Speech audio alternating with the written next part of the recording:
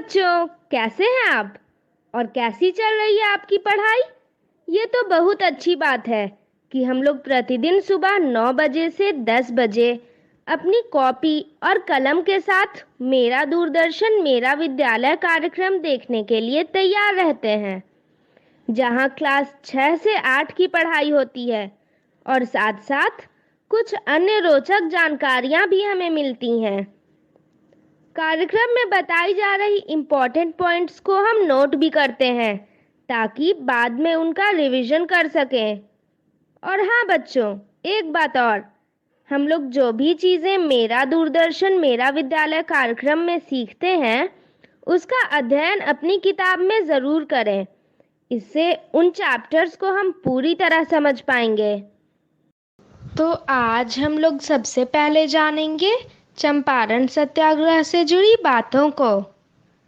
उसके बाद पढ़ाई करेंगे गणित की, जिसमें सबसे पहले क्लास 6 में जिस चैप्टर का अध्ययन करेंगे उसका नाम है चित्रालेख। उसके बाद क्लास 7 में हम लोग समझेंगे समबाहुभुजों में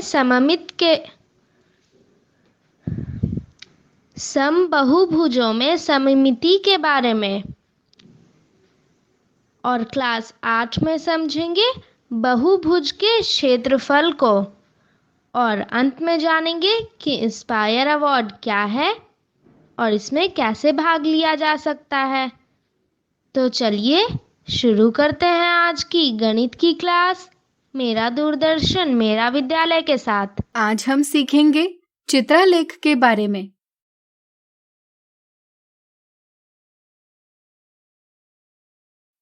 पिछले वीडियो में हमने सीखा कि आंकड़े यानी डेटा संख्याओं के वे संग्रह हैं जो कुछ सूचनाएं देने के लिए एकत्रित किए जाते हैं।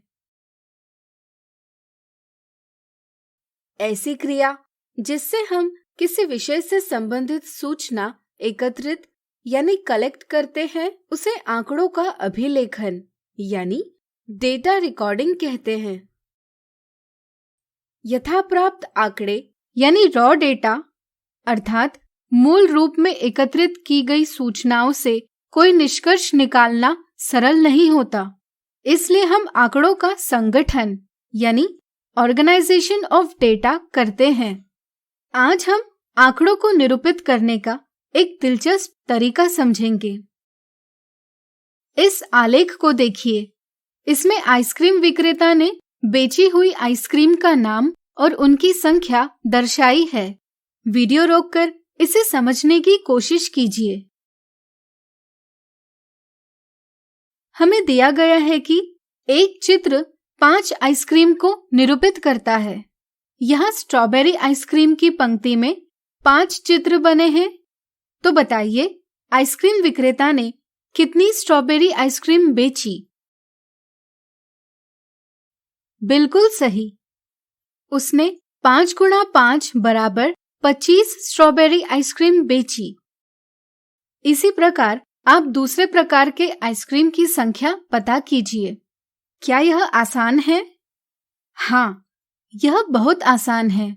यहाँ चॉकलेट आइसक्रीम के पंक्ति में 6 चित्र बने हैं, जिसका अर्थ है कि आइसक्रीम विक्रेता ने 6 गुणा 5 बराबर 30 चॉकलेट आइसक्रीम बेची। यह आलेख हमें आंकड़ों को सिर्फ देखकर समझने में सहायता प्रदान करता है। हमें इस आलेख में संख्याएं नहीं दी है, लेकिन फिर भी हम सिर्फ चित्रों को देखकर आसानी से आंकड़ों से संबंधित सवालों का जवाब पता कर सकते हैं।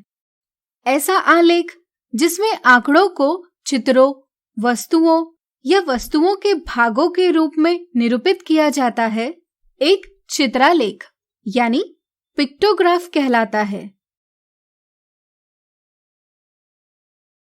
किसी भी चित्रालेख में एक जैसे चित्रों का प्रयोग किया जाता है जो आंकड़ों को निरूपित करते हैं।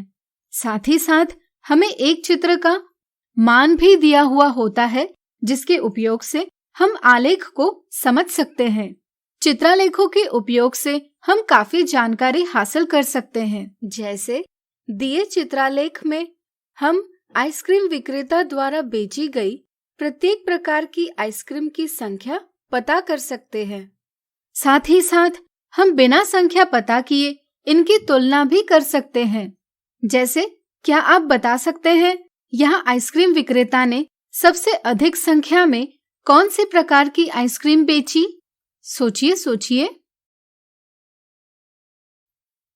बिल्कुल सही। यहाँ चॉकलेट आइसक्रीम के पंक्ति में सबसे अधिक चित्र बनाए गए हैं। इससे यह पता चलता है कि आइसक्रीम विक्रेता ने सबसे अधिक चॉकलेट आइसक्रीम बेची है। इसी तरह हम यह भी देखते हैं कि यहाँ मैंगो आइसक्रीम के पंक्ति में सबसे कम चित्र बनाए हैं। इसलिए हम कह सकते हैं कि आइसक्रीम विक्रेता ने सबसे कम मैंगो आइसक्रीम बेची है। क्या आप बता सकते हैं आइसक्रीम विक्रेता ने मैंगो आइसक्रीम से कितने अधिक संख्या में चॉकलेट आइसक्रीम बेची है? सोचिए सोचिए। बिल्कुल सही। पता करने के लिए हमें दोनों की संख्या ज्ञात करना आवश्यक नहीं। हम चॉकलेट आइसक्रीम के पंक्ति में बनाए चित्रों की संख्या से मैंगो आइसक्रीम की पंक्ति में बनाए चित्रों की संख्या को घटाएंगे, जिसका परिणाम है 4, यानी कि 4 चित्र अधिक है। और फिर हम 5 गुणा 4 करके संख्या 20 प्राप्त कर लेंगे, जो हमें बताएगी कि आइसक्रीम विक्रेता ने मैंगो आइसक्रीम से 20 चॉकलेट आइसक्रीम अधिक बेची है। आज हमने सीखा चित्रालेख क्या होते हैं। अगले वीडियो में समझेंगे। आज हम सीखेंगे चित्रालेख को कैसे बनाते हैं।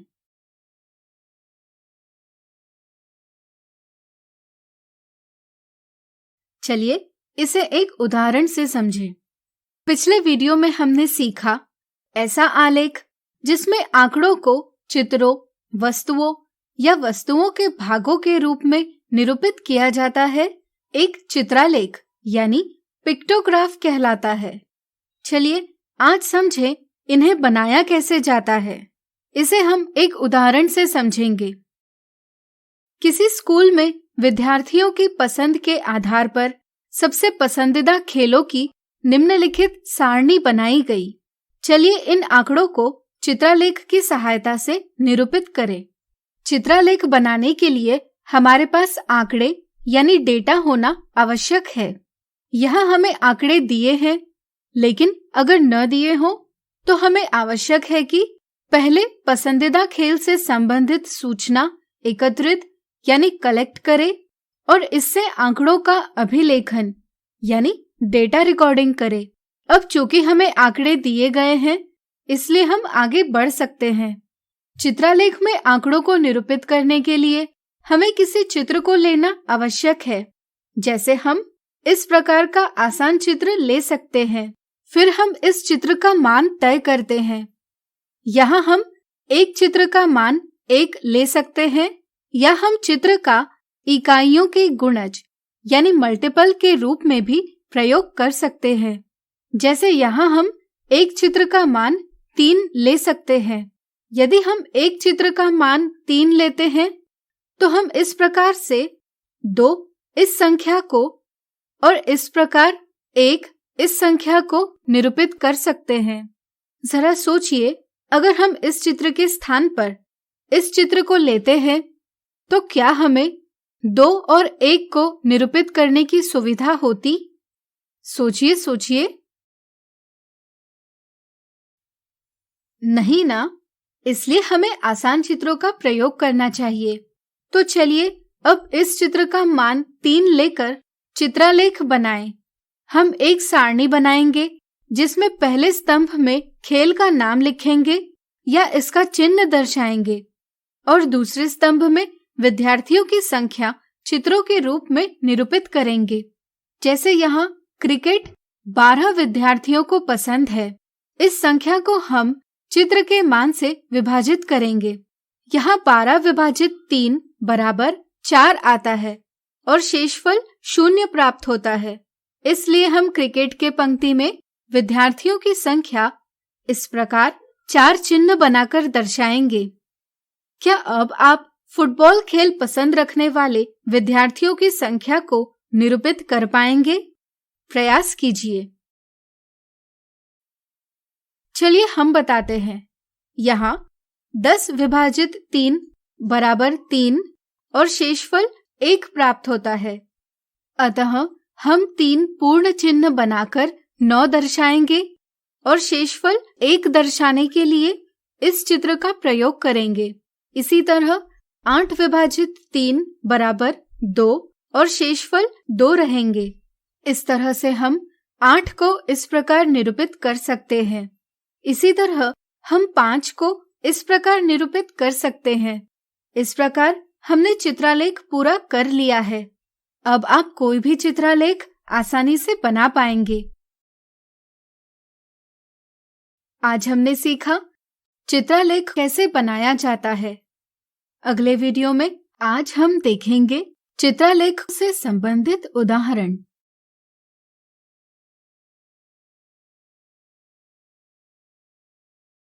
एक गांव की जनसंख्या 1981 में 1200, 1991 में 1300, 2001 में 1450 और 2011 में 1525 थी।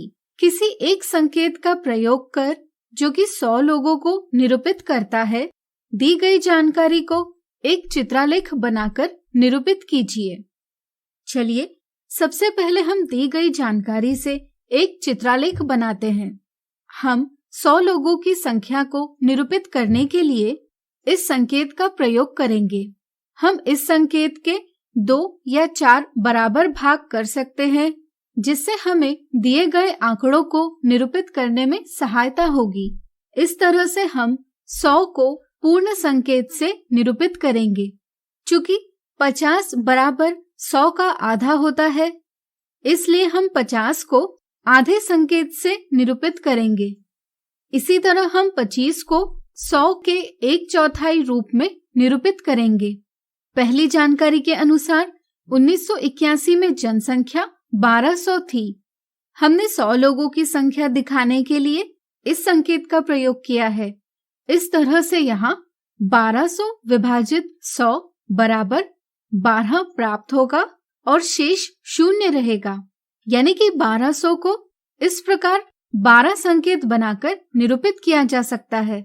इसी तरह हम 1300 को इस प्रकार के 13 संकेत बनाकर निरूपित करेंगे। चूंकि 1450 बराबर 1400 धन 50, इसलिए हम 1400 के लिए इस प्रकार के 14 संकेत और 50 के लिए इस प्रकार का आधा संकेत बनाकर निरूपित करेंगे। चूंकि 1525 बराबर 1500 धन 25, इसलिए हम 1500 के लिए इस प्रकार के 15 संकेत और 25 को इस प्रकार का 1/4 संकेत बनाकर निरूपित करेंगे। इस प्रकार हमने दी गई जानकारी को एक चित्रालेख बनाकर निरूपित कर लिया है। अगला उदाहरण, नीचे दर्शाए चित्रालेख में 4 व्यक्तियों की आयु चित्रों के रूप में निरूपित की है। यदि राहुल की आयु 23 वर्ष होगी तो ज्ञात कीजिए मीरा, सरिता और हैप्पी की आयु क्या होगी। हम देखते हैं कि यहाँ यह चित्र बार बार दोहराया गया है। इससे हम समझ सकते हैं कि आयु निरूपित करने के लिए इस संकेत का प्रयोग किया गया है। दिए सवाल को हल करने के लिए हमें ज्ञात करना होगा कि यह संकेत कितनी आयु को निरूपित करता है, यानी संकेत का मान क्या है। क्या आप बता सकते हैं यह हम कैसे करेंगे? सोचिए। चलिए हम बताते हैं। हमें राहुल की आयु 23 वर्ष दी गई है। संकेत का मान ज्ञात करने के लिए हम इस संख्या का दर्शाए गए संकेतों की संख्या से संबंध प्रस्थापित करेंगे। यहाँ हम देखते हैं कि यहाँ 5 पूर्ण संकेतों में से प्रत्येक में 4 वृत्त है। इस तरह से यहाँ कुल 5 गुणा 4 बराबर 20 वृत्त है। और अगर हम अंतिम संकेत के 3 वृत्तों को जोड़ेंगे तो हमें 20 धन 3 बराबर 23 यह संख्या प्राप्त होती है, जो कि राहुल के आयु को दर्शाती है। इस तरह से हम कह सकते हैं कि यहाँ प्रत्येक संकेत संख्या 4 को निरूपित करता है, यानी कि इस संकेत का मान 4 है। चूंकि यहाँ 4 को इस प्रकार और 3 को इस प्रकार निरूपित किया है, इससे हमें ज्ञात होता है कि यहाँ वृत्तों की संख्या आधार है। मीरा की आयु दर्शाने के लिए यहाँ 4 पूर्ण संकेत और एक इस प्रकार का संकेत दिया गया है। क्या आप बता सकते हैं इस संकेत का क्या अर्थ है? सोचिए सोचिए।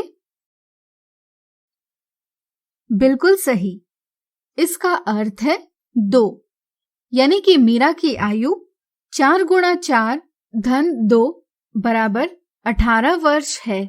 अब आप वीडियो रोककर ज्ञात कीजिए सरिता और हैप्पी की आयु क्या होगी।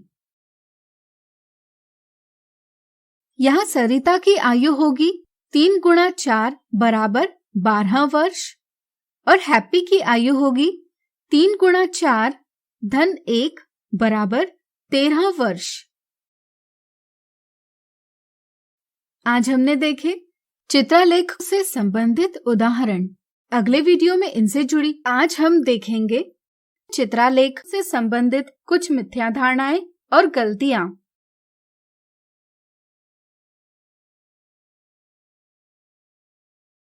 मिथ्या धारणा 1, निम्न चित्रलेख यानी पिक्टोग्राफ द्वारा एक कक्षा के छात्रों का पसंदीदा रंग की सूचना यानी इंफॉर्मेशन दर्शाई गई है। इस जानकारी के आधार पर निम्नलिखित प्रश्नों का उत्तर दीजिए। पहला सवाल, कितने छात्रों को लाल रंग पसंद है? कुछ बच्चे चित्रलेख में दिए गए संकेत यानी सिंबल के मान को नहीं देखते या इसे नजरअंदाज कर देते हैं। वे इसके महत्व को नहीं समझ पाते। लाल रंग कितने छात्रों का पसंदीदा है, यह जानने के लिए बच्चे लाल रंग की पंक्ति में दर्शाए संकेतों की गिनती करते हैं। यहाँ 5 संकेत दर्शाए हैं, इसलिए वे सोचते हैं कि 5 बच्चों को लाल रंग पसंद है। इसलिए वे इस प्रश्न का जवाब ऑप्शन 1 यह देते हैं, जो कि एक गलत जवाब है।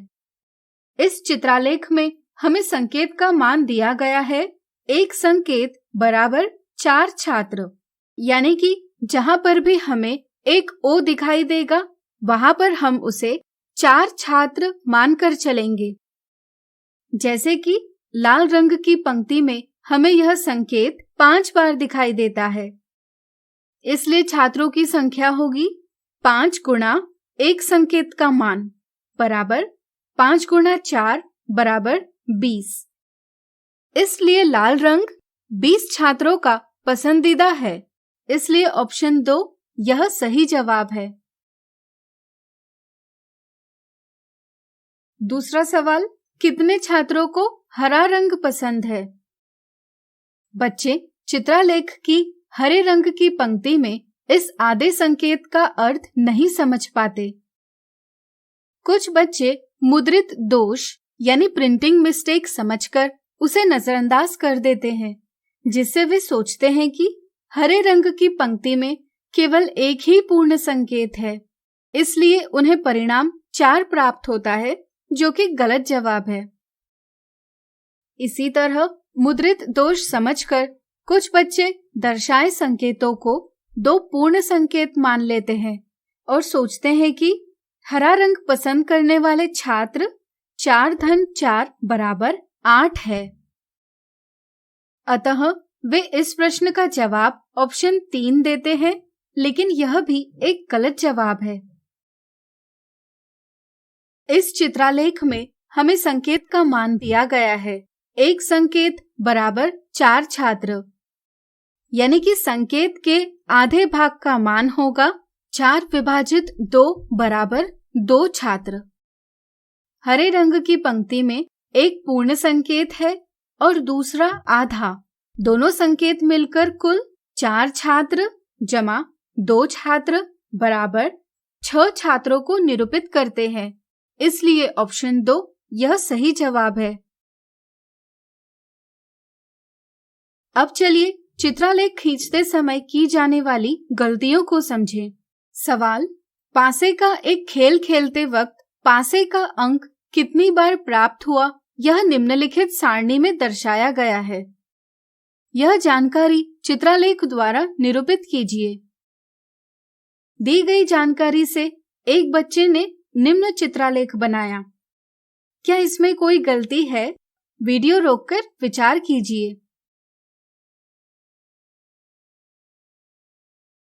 चलिए हम बताते हैं। गलती 1, चित्रालेख बनाते समय कुछ बच्चे स्तंभों यानी कॉलम के शीर्ष लिखना भूल जाते हैं। शीर्ष लिखा न होने की वजह से यह पता नहीं चल पाता कि कौन सी जानकारी दर्शाने के लिए चित्रालेख बनाया गया है। यहाँ हम पहले स्तंभ का शीर्ष अंक और दूसरे स्तंभ का शीर्ष संख्या लिख सकते हैं। इससे हमें पता चलेगा कि पासे के खेल में कोई अंक कितनी बार आया है। गलती 2, कुछ बच्चे एक संकेत लेकर इसका मान निश्चित करते हैं और चित्रालेख तो बनाते हैं, लेकिन वे इस मान को चित्रालेख पर नहीं दर्शाते। इससे चित्रालेख को पढ़ना कठिन हो जाता है। इसलिए चित्रालेख पर संकेत का मान भी दर्शाना जरूरी है। गलती 3, यह सभी संख्याएं 4 की गुणज यानी मल्टीपल है, इसलिए हम इस संकेत का प्रयोग कर सकते हैं। लेकिन सोचिए, अगर हमें 11 को निरूपित करना होता तो हमें इस संकेत से 11 को ठीक प्रकार से निरूपित करने में कठिनाई होती। इसलिए हमें आसान संकेत का प्रयोग करना चाहिए। जैसे अगर हम इस संकेत का प्रयोग करते हैं तो हम आसानी से 11 को इस प्रकार निरूपित कर सकते हैं। तो आज हमने देखी चित्रालेख से संबंधित कुछ मिथ्या धारणाएं और गलतियां। कोरोना वायरस का खतरा होगा कम जब हाथों को बार बार धोएंगे हम।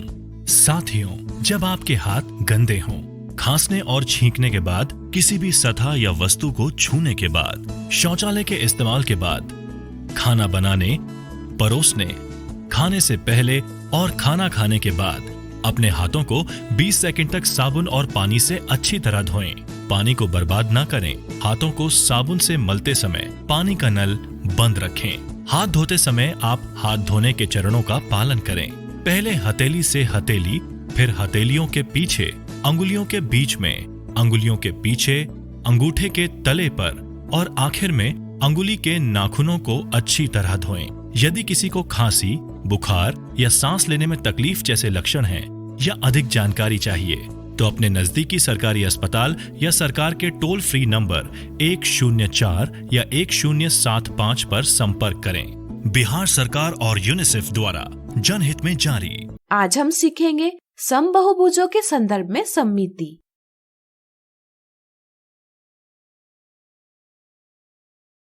क्या आपने आधे से कटा हुआ सेब ठीक से देखा है? यह इस प्रकार दिखाई देता है। क्या आप बता सकते हैं इसमें क्या विशेष बात है? सोचिए सोचिए। बिल्कुल सही।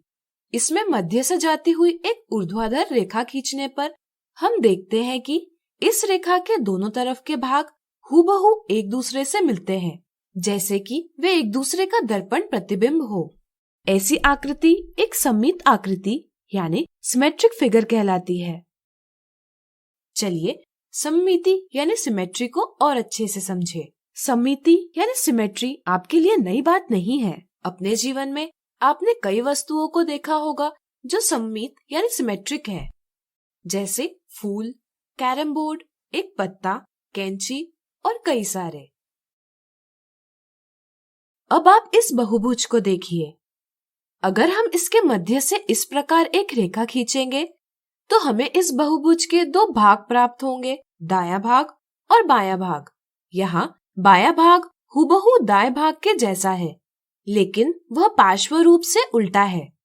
अगर हम चित्र को इस रेखा के अनुदिश मोड़कर दायां भाग बाएं भाग पर रखें, तब हम देखते हैं कि दोनों भाग एक दूसरे को पूरी तरह से ढक लेते हैं। ऐसी स्थिति में हम कहते हैं कि आकृति सममित है। जब एक रेखा के अनुदिश मोड़ने पर आकृति का एक आधा भाग दूसरे आधे भाग को पूरी तरह से ढक ले, तब हम कहते हैं कि आकृति में रैखिक सममिति यानी लाइन सिमेट्री है। वह रेखा जिसके अनुदिश मोड़ने पर हमें रैखिक सममिति दिखाई देती है, एक सममित रेखा यानी लाइन ऑफ सिमेट्री कहलाती है। रैखिक सममिति का दर्पण परावर्तन यानी मिरर रिफ्लेक्शन से निकट संबंध है। अगर हम इसी आकृति में इस सममित रेखा के अनुदिश एक दर्पण रखें, तो हम देखते हैं कि बाएं भाग का दर्पण में दिखाई देने वाला प्रतिबिंब आकृति के दाएं भाग से हूबहू मेल खाता है। इससे आप क्या समझते हैं? सोचिए सोचिए। बिल्कुल सही। इससे हम समझ सकते हैं कि रैखिक सममिति के संदर्भ में आकृति का एक आधा भाग दूसरे आधे भाग का दर्पण प्रतिबिंब होता है। इस तरह से रैखिक सममिति के संदर्भ में हम कह सकते हैं कि दर्पण रेखा एक सममित रेखा ही होती है। यानी कि किसी आकृति में हम दर्पण रेखा की सहायता से हम सममित रेखा का पता लगा सकते हैं। ध्यान रहे, दर्पण परावर्तन में आकृति के अभिमुखों यानी ओरिएंटेशंस में दाएं बाएं यानी लेफ्ट राइट परिवर्तन होता है, जिसे हम पार्श्व व्युत्क्रमण यानी लैटरल इन्वर्जन कहते हैं। इसका अर्थ यह है कि आकृति का दायां भाग प्रतिबिंब का बायां भाग बन जाता है और आकृति का बायां भाग प्रतिबिंब का दायां भाग बन जाता है। अब क्या आप बता सकते हैं कि इस आकृति में कौन सी रेखा सममित रेखा है? सोचिए सोचिए। बिल्कुल सही। अगर हम रेखा N को देखें, तो यह रेखा आकृति को दो ऐसे भागों में बांटती है कि आकृति का एक आधा भाग दूसरे आधे भाग का दर्पण प्रतिबिंब बन जाता है। इसलिए हम रेखा N को एक दर्पण रेखा मान सकते हैं। चूंकि रैखिक सममिति के संदर्भ में दर्पण रेखा ही सममित रेखा होती है, इसलिए N एक सममित रेखा भी है। लेकिन अगर हम रेखा M की बात करें, तो इसके अनुदिश दर्पण रखने पर हमें दो ऐसे भाग प्राप्त नहीं होते जो एक दूसरे के दर्पण प्रतिबिंब है। इस तरह से रेखा M एक दर्पण रेखा और साथ ही साथ एक सममित रेखा भी नहीं हो सकती।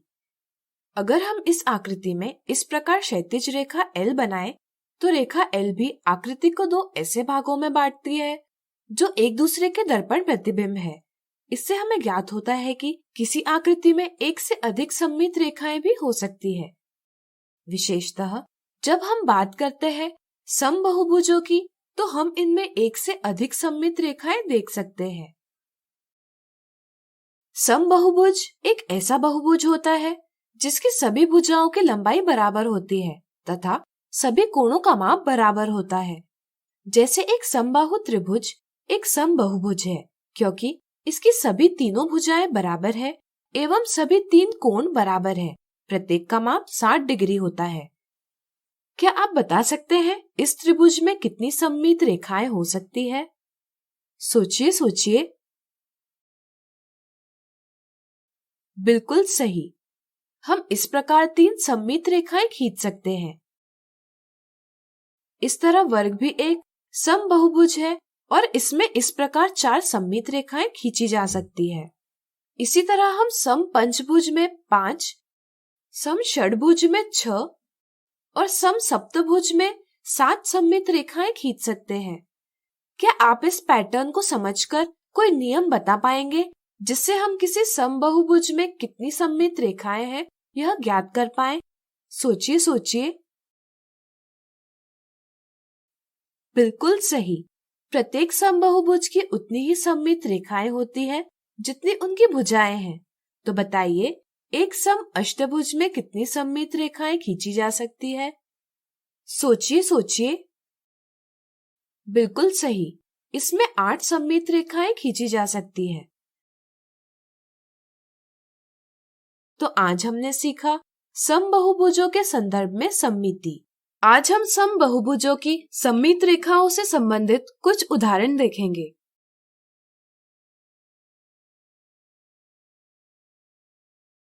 नीचे दर्शाई गई आकृतियों में कितनी सममित रेखाएं हैं? हम जानते हैं कि एक दर्पण रेखा आकृति को दो ऐसे भागों में विभाजित करती है जो एक दूसरे से हूबहू मेल खाते हैं। ऐसे लगता है मानो वो एक दूसरे के दर्पण प्रतिबिंब है। रैखिक सममिति यानी लाइन सिमेट्री के संदर्भ में दर्पण रेखा को सममित रेखा माना जा सकता है, यानी कि हम कह सकते हैं कि सममित रेखा आकृति को दो ऐसे भागों में विभाजित करती है जो एक दूसरे के दर्पण प्रतिबिंब हो। इस समझ के साथ हम दी आकृतियों में सममित रेखाओं की संख्या ज्ञात कर सकते हैं। अगर हम पहली आकृति में एक ऊर्ध्वाधर रेखा यानी वर्टिकल लाइन खींचते हैं तो यह रेखा पहली आकृति के दो ऐसे भाग करती है जो एक दूसरे के दर्पण प्रतिबिंब है, इसलिए हम इस रेखा को एक सममित रेखा कह सकते हैं। इसी तरह अगर हम पहली आकृति में एक क्षैतिज रेखा यानी हॉरिजॉन्टल लाइन इस प्रकार खींचते हैं तो यह रेखा आकृति को दो ऐसे भागों में विभाजित करती है जो एक दूसरे के दर्पण प्रतिबिंब नहीं है, इसलिए क्षैतिज रेखा सममित रेखा नहीं है। अब हम आकृति पर इस प्रकार एक तिरछी रेखा खींचेंगे। यह रेखा आकृति एक को दो ऐसे भागों में विभाजित करती है जो एक दूसरे के प्रतिबिंब नहीं है, इसलिए यह रेखा सममित रेखा नहीं है।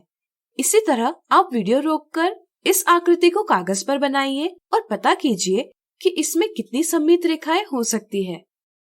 आप जान पाएंगे कि इस आकृति में केवल एक ही सममित रेखा है। अब चलिए आकृति 2 की बात करें। आकृति 2 में हम मध्य से जाती हुई एक ऊर्ध्वाधर रेखा खींचेंगे। ऊर्ध्वाधर रेखा आकृति को दो ऐसे भागों में विभाजित करती है जो एक दूसरे के दर्पण प्रतिबिंब है, यानी कि ऊर्ध्वाधर रेखा एक सममित रेखा है। इसी प्रकार हम आकृति के मध्य से जाती हुई एक क्षैतिज रेखा और दो तिर्यक रेखाएं इस प्रकार से खींच सकते हैं। इनमें से प्रत्येक रेखा आकृति के दो ऐसे भाग करती है जो एक दूसरे के दर्पण प्रतिबिंब है, यानी कि ये सब भी सममित रेखाएं हैं। इनके अलावा आकृति 2 में ऐसी कोई भी रेखा नहीं खींची जा सकती जिससे हमें आकृति के दो ऐसे भाग प्राप्त हो जो एक दूसरे के दर्पण प्रतिबिंब हो। इसलिए हम कह सकते हैं कि आकृति 2 में 4 सममित रेखाएं हैं। अगला उदाहरण, आकृति में दर्शाए गए आकार को इस प्रकार पूर्ण कीजिए कि वह आकार दर्शाई गई सममित रेखाओं के अनुदिश सममित हो। हम जानते हैं कि सममित रेखा आकृति को दो ऐसे भागों में विभाजित करती है जो एक दूसरे के दर्पण प्रतिबिंब हो। इस समझ के साथ हम रेखा M और रेखा N को दर्पण रेखा मानकर आकृति के दर्शाए भाग का प्रतिबिंब बनाते जाएंगे, जिससे हमें पूर्ण आकृति प्राप्त होगी। यह हम दर्शाए गए वर्गों की सहायता से करेंगे। चलिए क्षैतिज रेखा N को दर्पण रेखा मानकर आकृति का प्रतिबिंब खींचे। यह हम इस प्रकार कर सकते हैं। अब हम ऊर्ध्वाधर रेखा M को दर्पण रेखा मानकर बाएं भाग का प्रतिबिंब ऊर्ध्वाधर रेखा के दाईं ओर खींचेंगे। इसके लिए हमें इन दोनों भागों को ध्यान में रखना होगा। इन्हें ध्यान में रखते हुए हम दर्पण प्रतिबिंब इस प्रकार खींच सकते हैं। इसी के साथ हमने आकृति को पूरा कर लिया है। यहाँ आकृति ऊर्ध्वाधर एवं क्षैतिज दोनों रेखाओं के अनुदिश सममित है, जिससे यह सत्यापित होता है कि हमारा जवाब सही है। आज हमने समबाहुभुजों की सममित रेखाओं से संबंधित कुछ उदाहरण देखे। आज हम देखेंगे समबाहुभुजों की सममित रेखाओं से संबंधित कुछ साधारण गलतियां।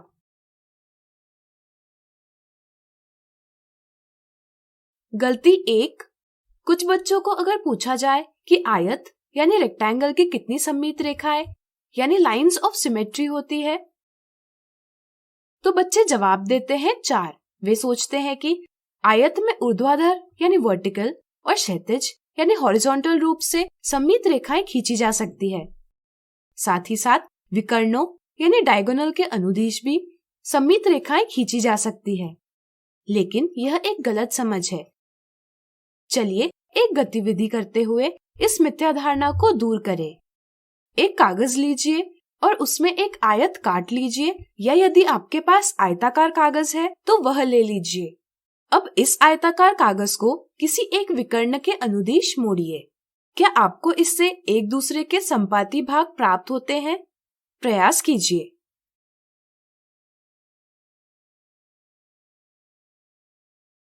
गतिविधि करने पर आप जान पाएंगे कि आयताकार कागज को किसी एक विकर्ण के अनुदिश मोड़ने पर आपको दो ऐसे भाग प्राप्त नहीं होते जो परस्पर संपाती हो, यानी कि एक दूसरे को पूरी तरह से ढक ले।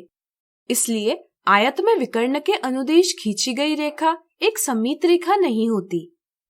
यह बात जरूर है कि आयत को चौड़ाई की ओर मध्य से मोड़ने पर अथवा लंबाई की ओर मध्य से मोड़ने पर प्राप्त मोड़ का निशान आयत को दो परस्पर संपाती भागों में बांटता है। इसलिए आयत में सिर्फ दो सममित रेखाएं हो सकती है, एक लंबाई की ओर मध्य से जाने वाली और एक चौड़ाई की ओर मध्य से जाने वाली। गलती 2, अगर बच्चों को पूछा जाए कि निम्नलिखित आकृतियों में कितनी सममित रेखाएं हैं, तो बच्चे देखते हैं कि यहाँ आकृति 1 और आकृति 2 दोनों में 4-4 भुजाएं हैं। इसलिए वे सिर्फ भुजाओं के आधार पर बताते हैं कि दोनों आकृतियों में 4-4 सममित रेखाएं हैं, लेकिन यह एक गलत समझ है। अगर आकृति समबहुभुज यानी रेगुलर पॉलीगॉन हो, केवल उसी स्थिति में सममित रेखाओं की संख्या भुजाओं की संख्या के बराबर होती है, अन्यथा नहीं। अगर हम देखें तो यहाँ पहली आकृति में एक वर्ग दर्शाया गया है जो कि एक समबहुभुज है। इसलिए हम कह सकते हैं कि वर्ग यानी स्क्वायर की 4 भुजाएं हैं, इसलिए इसमें 4 सममित रेखाएं खींची जा सकती है। अगर हम दूसरी आकृति की बात करें तो इसमें एक समलंब यानी ट्रेपेजियम दर्शाया गया है जो एक समबहुभुज नहीं है। इसलिए आकृति 2 में सममित रेखाओं की संख्या भुजाओं के आधार पर ज्ञात करना गलत है। इस आकृति में सिर्फ एक सममित रेखा खींची जा सकती है जो इस प्रकार है। गलती 3, कुछ बच्चे किसी आकृति में सममित रेखाएं तो सही प्रकार से खींचते हैं, लेकिन जब वे इनकी गिनती करते हैं तो गलती से प्रत्येक रेखा को 2 बार गिनते हैं। जैसे यहाँ उन्हें सममित रेखाओं की संख्या 12 प्राप्त होती है, जबकि वास्तविक रूप में सममित रेखाएं 6 है। इस तरह से उन्हें सममित रेखाओं की संख्या वास्तविक संख्या से 2 गुना प्राप्त होती है। इसी तरह कुछ बच्चे जिस रेखा से गिनती करना शुरू करते हैं, अनजाने में समाप्त भी उसी रेखा पर करते हैं। इस तरह से वे एक रेखा की गिनती 2 बार करते हैं। इससे वे सोचते हैं कि दी आकृति में सममित रेखाओं की संख्या 7 है, लेकिन यह भी एक गलत समझ है। सही गिनती करने के लिए हमें यह ध्यान रखना चाहिए कि हमें कौन सी रेखा से कौन सी रेखा तक गिनती करनी है, इससे गिनती सही प्राप्त होगी। तो आज हमने देखी समबहुभुजों की सममित रेखाओं से संबंधित कुछ साधारण गलतियां। आप सभी का इस वीडियो में स्वागत है।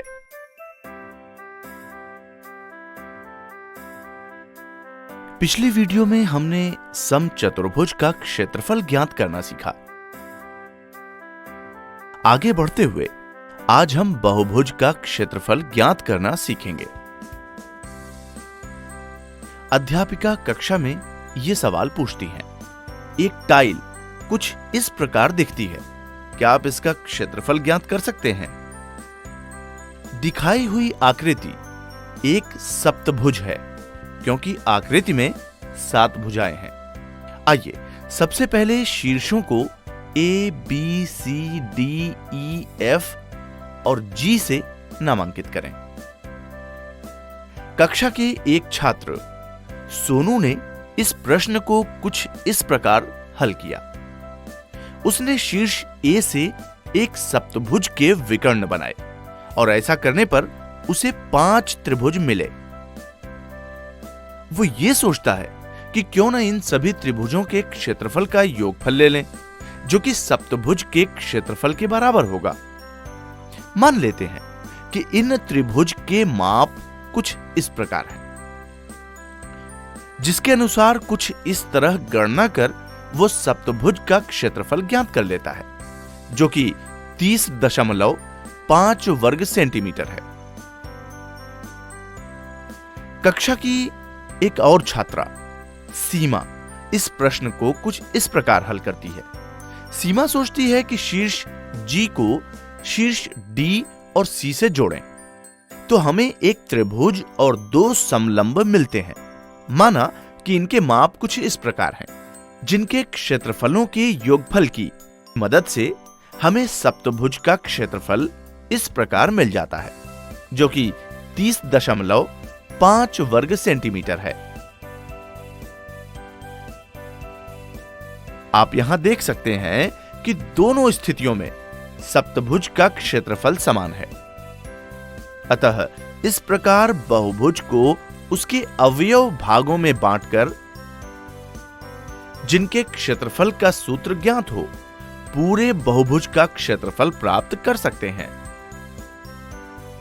यहां हमने दो स्थितियों पर चर्चा की और बहुभुज का क्षेत्रफल दोनों स्थितियों में बराबर होगा।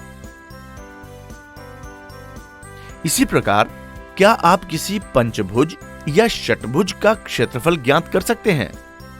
सोचिए सोचिए।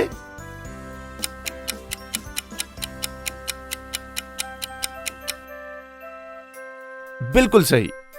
पंचभुज को इस प्रकार त्रिभुजों अथवा एक त्रिभुज व एक चतुर्भुज में विभक्त कर इसका क्षेत्रफल ज्ञात किया जा सकता है,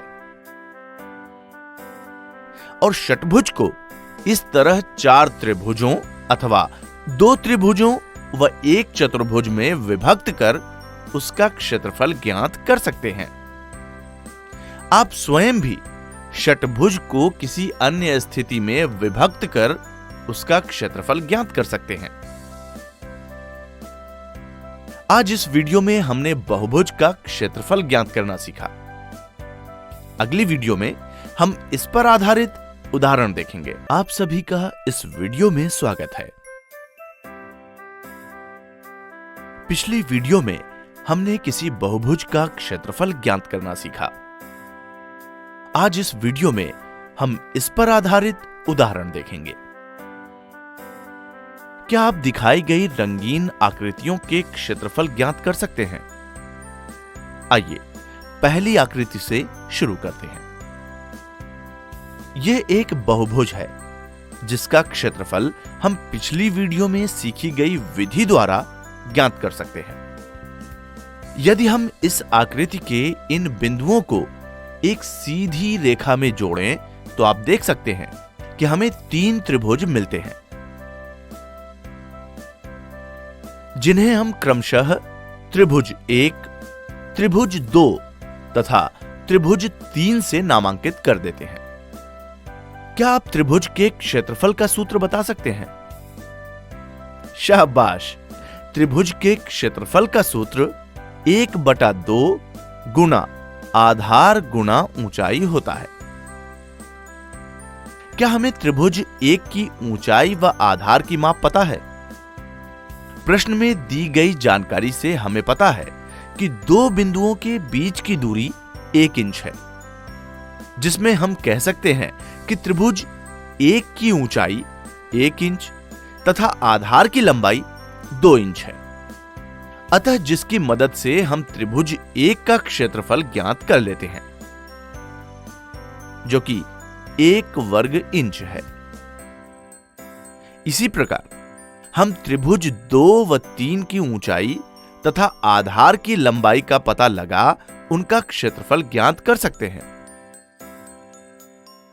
जिनके योगफल स्वरूप हमें पहली आकृति का क्षेत्रफल मिल जाता है, जो कि 5 वर्ग इंच है। आइए अब दूसरी आकृति पर गौर करते हैं। तो अब इस स्थिति में हम इन आकृति का क्षेत्रफल कैसे ज्ञात कर सकते हैं? आइए देखते हैं। हम देख सकते हैं कि यह हरी आकृति एक वर्ग द्वारा घिरी हुई है, जिसके अंदर इस हरी आकृति के अतिरिक्त हमें यह 3 त्रिभुज दिखाई देते हैं, जिन्हें हम क्रमशः त्रिभुज 3, त्रिभुज 4 तथा त्रिभुज 5 से नामांकित कर देते हैं, जिनकी लंबाई व ऊंचाई की माप हम आसानी से ज्ञात कर उनका क्षेत्रफल कुछ इस तरह पता लगा सकते हैं, और फिर वर्ग के कुल क्षेत्रफल में से तीनों त्रिभुज के क्षेत्रफलों के योग को घटाने पर हमें आकृति का क्षेत्रफल मिल जाएगा। तो क्या आप बता सकते हैं कि वर्ग का क्षेत्रफल कितना होगा? बिल्कुल सही, चूंकि वर्ग की प्रत्येक भुजा की लंबाई 4 इंच है, अतः वर्ग का क्षेत्रफल 16 वर्ग इंच होगा, जिसकी मदद से हमें हरी आकृति का क्षेत्रफल 8 वर्ग इंच प्राप्त होता है। आज इस वीडियो में हमने बहुभुज के क्षेत्रफल पर आधारित उदाहरण देखे। हाथों को मलमल के स्वच्छ करेंगे साबुन और साफ जल से। याद रखेंगे सुमन के एस सीधे हाथ साबुन मल के, यू उल्टे हाथ रगड़ रगड़ के। याद रखेंगे सुमन के। एम मुट्ठी के ऊपर हाथ फिरा के, ए अंगूठे के ऊपर गोल घुमा के। याद रखेंगे सुमन के। एन नाखूनों को हथेली पे चमका के, कलाई के पास छल्ला बना के। याद रखेंगे सुमन के। स्वच्छ रखेंगे हाथ तो स्वस्थ रहेंगे आप।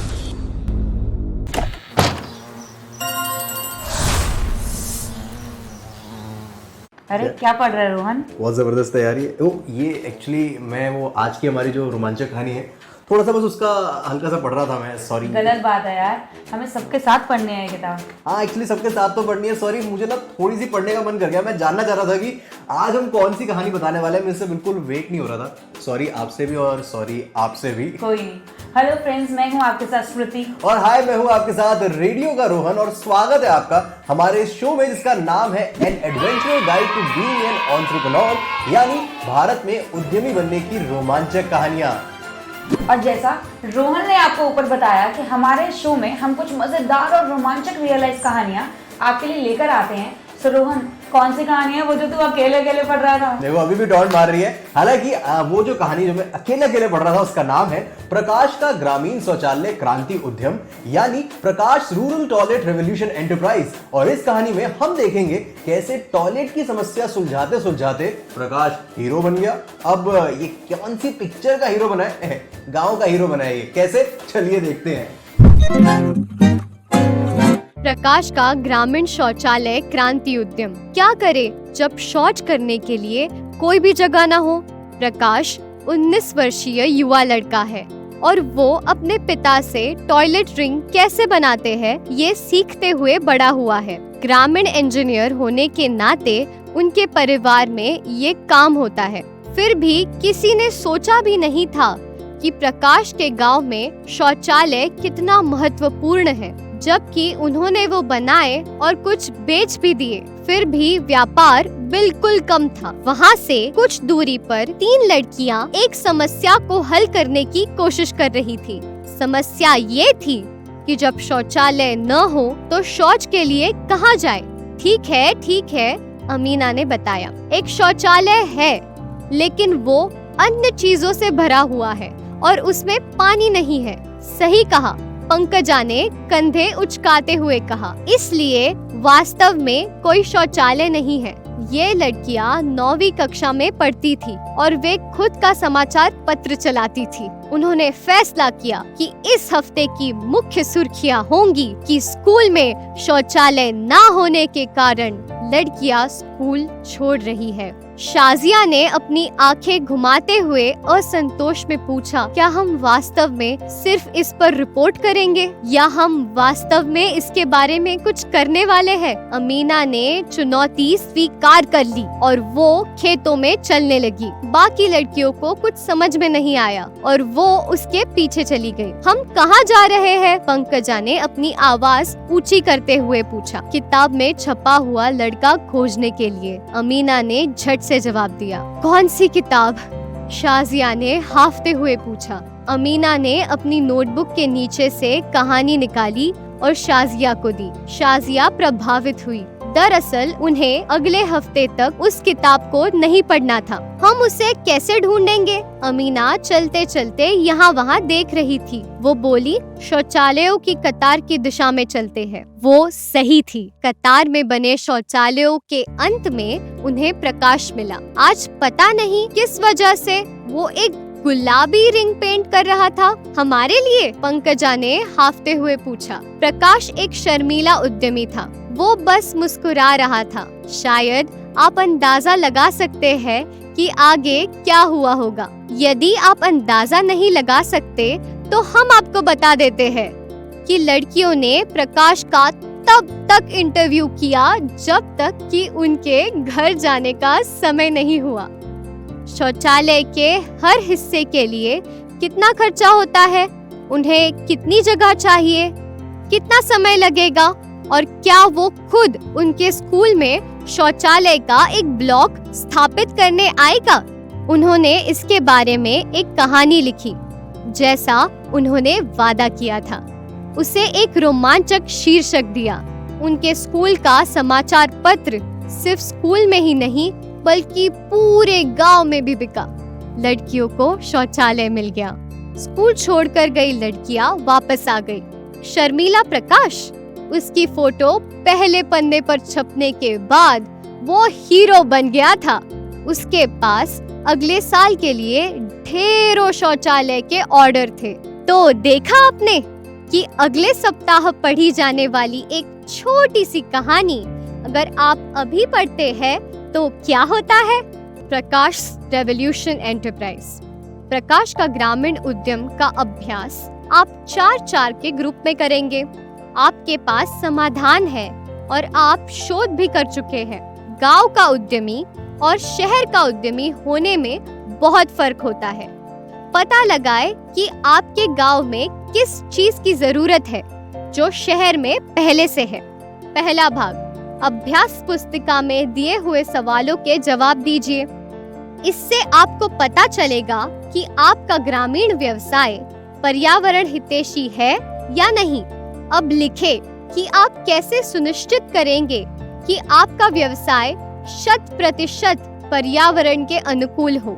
दूसरा भाग, अब पुस्तिका के माध्यम से ये देखें कि आपका व्यवसाय सबको शामिल करता है या नहीं। आपका प्रयास होना चाहिए कि आपके व्यवसाय से ज्यादा लोगों को फायदा हो।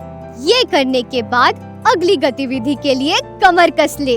वाह क्या बात है, ये तीनों लड़कियों ने तो कमाल कर दिया और प्रकाश ने उनकी मदद करी और कैसे इतनी सारी लड़कियां वापस स्कूल आ गई। और अच्छा काम करने का यही तो फायदा होता है। उन्होंने अच्छा काम किया, उनकी तस्वीर अखबार में आई और प्रकाश को ढेरों नए ऑर्डर्स भी मिल गए। क्या बात है यार। तो इस कहानी से रोहन आज हम कौन सा कौशल सीखेंगे और उसकी बात करेंगे।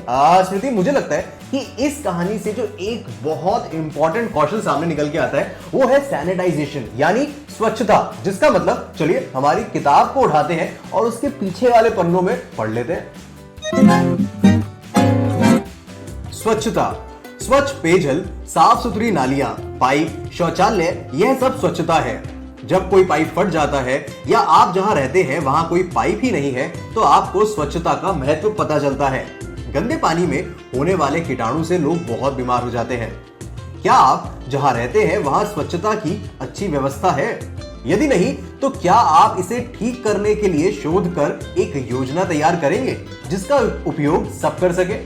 बिल्कुल रोहन, स्वच्छता आज के टाइम पर एक सबसे महत्वपूर्ण कौशल है और इसकी जरूरत हम सबको है। हाँ, और हमारा देश भी स्मृति स्वच्छता की राह पर है। अगर हम सब अपने आसपास की जगह को भी स्वच्छ बनाएं और उसको स्वच्छ बनाने के और नए नए तरीके खोज सके तो एक नया उद्यम और एक बहुत अच्छा उद्यम शुरू किया जा सकता है और इससे आपके आसपास का और आपका पूरा देश स्वच्छ हो सकता है। बिल्कुल सही कहा रोहन। तो चलो उस बुक को रखते हैं और हमारी black and white activity book को उठाते हैं। तो आज की कहानी पर निर्धारित इसमें एक एक्टिविटी है जो आपको पूरी करनी है, जिसके लिए आपको सबसे पहले यह देखना है कि उद्यम का आइडिया शहर के लिए है या किसी गांव के लिए है। उसके बाद अगर ये गांव के लिए है तो आपको इन सवालों के जवाब देने हैं और इन जवाबों से यह जानना है कि आपका उद्यम पर्यावरण में प्रदूषण तो नहीं करेगा। उसके बाद आप चित्र बनाकर बताएं कि आप कैसे अपने उद्यम को 100% हरित उद्यम बनाएंगे। फिर कुछ और सवालों के उत्तर लिखिए, जैसे कि आपके ग्राहक कौन है, कितने लोग आपकी इस कंपनी में काम करेंगे, कितनी महिलाओं को रोजगार मिलेगा, वो कितने साल के लिए होगा, क्या आपकी कंपनी शोर या प्रदूषण करेगी, और बहुत कुछ। जब आपकी रिसर्च पूरी हो जाए तब आप 140 शब्दों में ये बताएं कि क्या आप अपने उद्यम में सबको शामिल कर रहे हैं, और अगर उसमें से कोई छूट रहा है तो अपने टेबल में बदलाव करें और सुनिश्चित करें कि आप सबको शामिल कर रहे हैं। बिल्कुल। और जब आप ये प्रोजेक्ट को कंप्लीट कर लें तब आप इसको कंप्लीटेड प्रोजेक्ट को हमारे इस एड्रेस पर जरूर भेजिएगा। ये एड्रेस लिख लीजिए और हमें व्हाट्सएप या ईमेल भी आप कर सकते हैं, हमें इंतजार रहेगा। हाँ, और आप पूरी मेहनत और लगन के साथ इसे भरिए और हमें भेजिए। बिल्कुल। आपसे फिर मुलाकात होगी हमारे अगले एपिसोड में। फिलहाल आज की स्किल सैनिटाइजेशन पर काम करते रहिए और भारत को स्वच्छ बनाने में आप भी हमारी मदद करिए। आपसे फिर मिलेंगे, तब तक के लिए ध्यान रखिए। Bye bye.